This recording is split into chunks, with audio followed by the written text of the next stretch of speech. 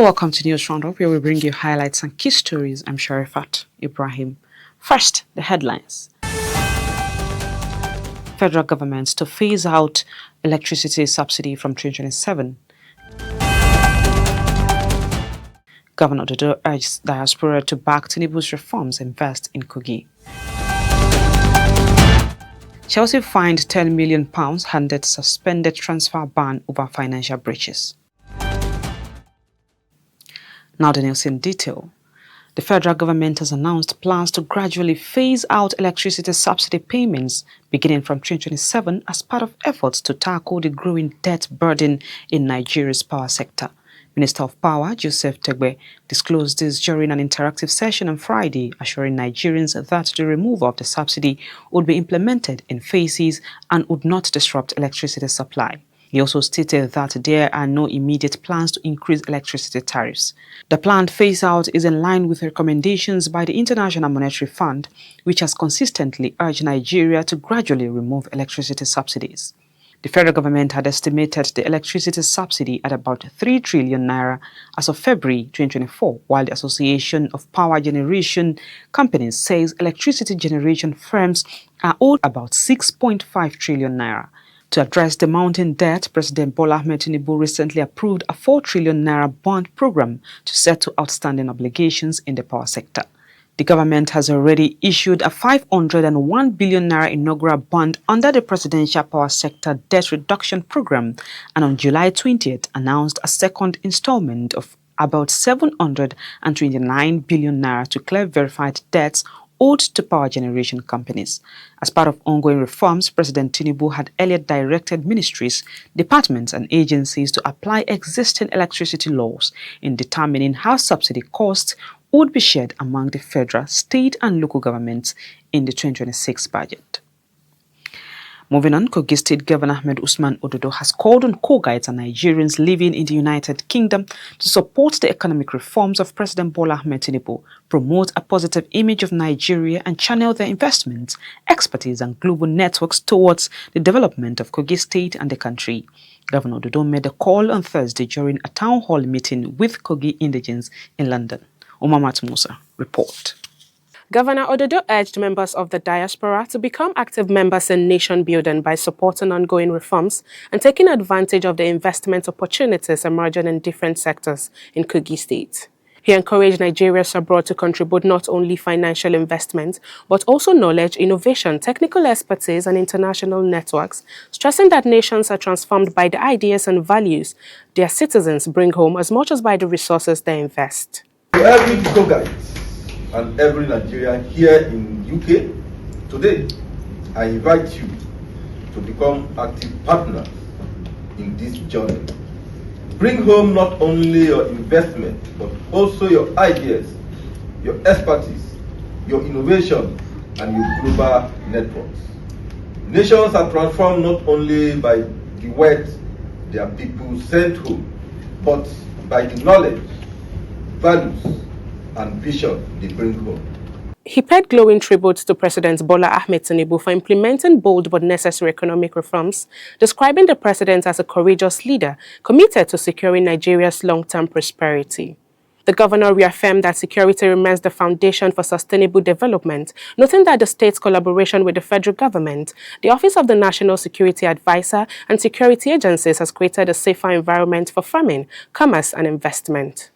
Speaking at the meeting, the member representing Kababunu Ijimu Federal Constituency in the House of Representatives, Honorable Salman Idris, said Governor Ododo is working closely with the federal government to actualize the resuscitation of the Ajakuta Steel Company, describing the initiative as one that will redefine the economic future of Kogi State and Nigeria. He commended the governor's development agenda, saying the administration's achievement across critical sectors has positioned Kogi State on the path of sustainable growth, while urging Kogites in the diaspora to support the government through investment, professional expertise, and global partnerships. Participants at the town hall meeting applauded Governor Ododo for the transformation taking place across Kogi State, particularly in infrastructure, security, education, healthcare, and economic development. They described the engagement as unprecedented, noting that it was the first time in recent years that a sitting governor had traveled to the United Kingdom to interact directly with Kogites and diaspora and provide a comprehensive account of developments in the state. Umamat Musa, reporting for Lugard TV. Governor Ahmed Usman Ododo has backed a renewed partnership with the National Inland Waterways Authority (NIWA) to accelerate the development of the state's inland waterways, improve water safety and expand water transportation as part of catalyst for economic growth.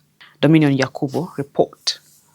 Governor Ododo gave the assurance while receiving the chairman of the NIWA Board of Directors, Barrister Muktari Shehu, and the authority's management team during a courtesy visit to the governor. The governor announced that the state government would immediately constitute a joint committee with NIWA to develop a comprehensive roadmap for sustainable development of inland waterways across Kogi State. According to him, the roadmap will prioritize the construction and rehabilitation of jetties in riverine communities, improve water transport infrastructure, and create employment opportunities for young people, while positioning the state as a major hub for inland navigation and commerce. Earlier, chairman of the NIWA Board of Directors, Barrister Muktari Shehu, described Kogi State as one of Nigeria's most strategically positioned states for inland water transportation because of its extensive network of waterways. He assured Governor Ododo of NIWA's readiness to build a strong partnership with the state government to transform inland waterways into a major driver of sustainable development, in line with the renewed-up agenda of the federal government and vision for the development of blue economy in Nigeria. I am Dominion Yakubu. The day's roundup is coming to your Lugard TV. We'll be back shortly. Stay with us.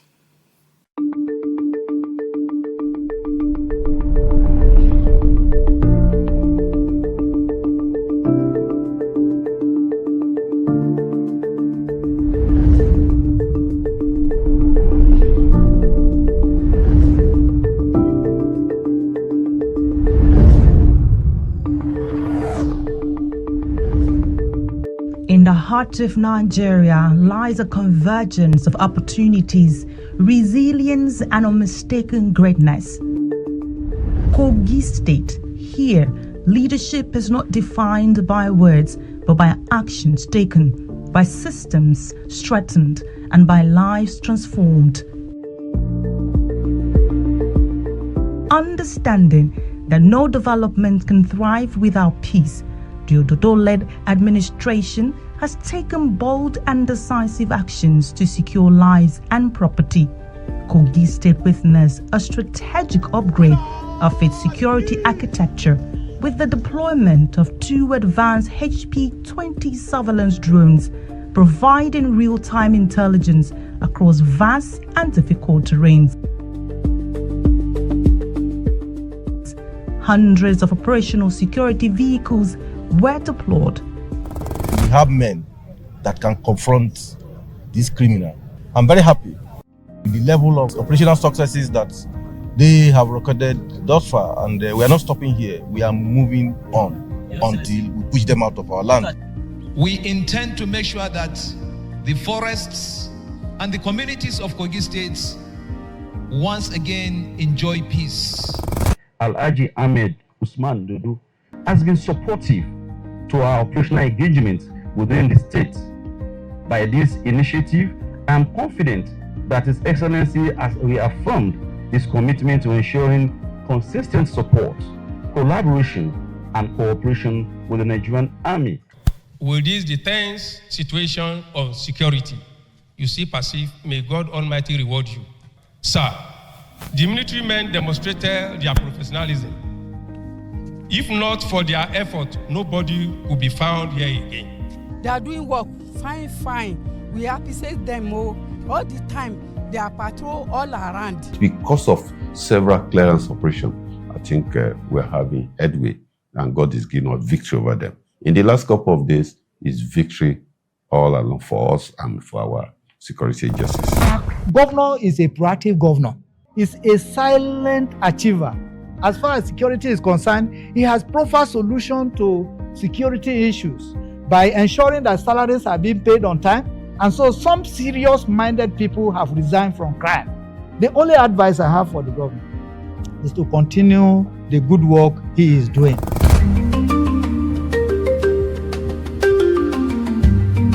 In a historic move, members of the Vigilante Service have been formally integrated into the civil service, professionalizing community security and strengthening trust between the government and the people. As security improved, confidence returned, farms reopened, markets stayed active, and communities live in peace.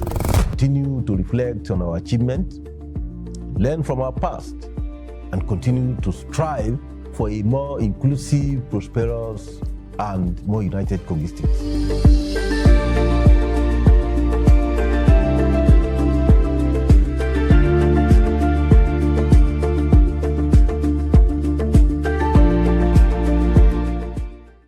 Welcome back. Wife of the Kogi State Governor Sefinat Usman Otodo has emphasized that peace and unity remain the foundation for sustainable development and prosperity in Kogi State. The First Lady made a call during a 1 million women march organized by Bassa Women for Tinubu Ododo Group in Oguma, Bassa local government area, in support of the administration of President Bola Ahmed Tinubu and Governor Ahmed Usman Ododo.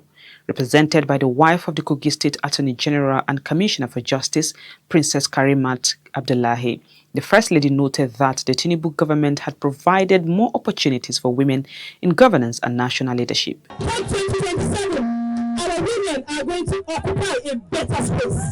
We need unity, love, care, understanding, patience, and above all, spiritual. We need to be religious so that the insecurity the government is fighting today can be won. She disclosed that Governor Ododo had already begun addressing some of the requests earlier presented by stakeholders in the area and assured the people that additional requests made during the event would also be conveyed to the governor for consideration. In his remarks, the Kogi State Commissioner for Commerce and Industry, Mohammed Mukhtar, commended the First Lady for ensuring that the various support of Nigeria's First Lady got to women in the state. Dodo and his wife are for Bassa local government. That Bassa local government is dear in his heart. We have tabled this time without number. We talk of the road, we talk of many infrastructural development of Bassa. Earlier, the convener of the program and senior special assistant to the governor on humanitarian affairs, Hadiza Ibrahim, said the 1 million women march was organized to demonstrate the support of Bassa women for both President Tinubu and Governor Ododo. We are just starting. We hold our Governor Ododo, we are owing him because he has given us enough. So we'll prove to him 2027 that women are for him. She appealed for increased government interventions and development projects in the area while assuring the administration of the people's continued support. And the Kogi State chapter of the Nigerian Institute of Public Relations, NIPR, has said it plans to increase the rank of its members by at least 100 over the next 2 years as part of a broader strategy to reposition the institute, strengthen professionalism, and deepen the practice of public relations across the state. Victoria Stephen, report. The chairman of the chapter, Honorable Ismaila Isa, disclosed this during an advocacy and courtesy visit to the Director General of the Kogi State Broadcasting Corporation, Princess Nanahawa Yusuf, at the corporation's headquarters in Lokoja. The visit formed part of the chapter's ongoing strategic stakeholder engagement and membership drive aimed at revitalizing the institute, strengthening partnerships with key public and private institutions, and promoting professional standards in public relations practice. Until we're able to get, by our target, up to 100 new members in the next 1 or 2 years to be registered with the NIPR, we will not say we have actually started. Because what that will mean for us, what that will mean for us is that we would have been able to build a large army of membership to the extent that we are sure that even if some of us fall on the wayside by way of retirement or relocation or incapacitation, whatever happens, we will still have a good number of our colleagues that will be able to carry on the campaign or the effort of leading the institute.